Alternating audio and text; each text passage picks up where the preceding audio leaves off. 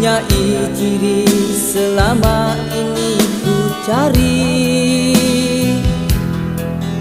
berbeza wajah, ayunya tetap asli. Kalau ku pilih di sini, apa kata di sana? Kalau ku pilih di sana, di sini akan terluka. Perlukah aku pilih keduanya? Bahagi kasih seadil-adil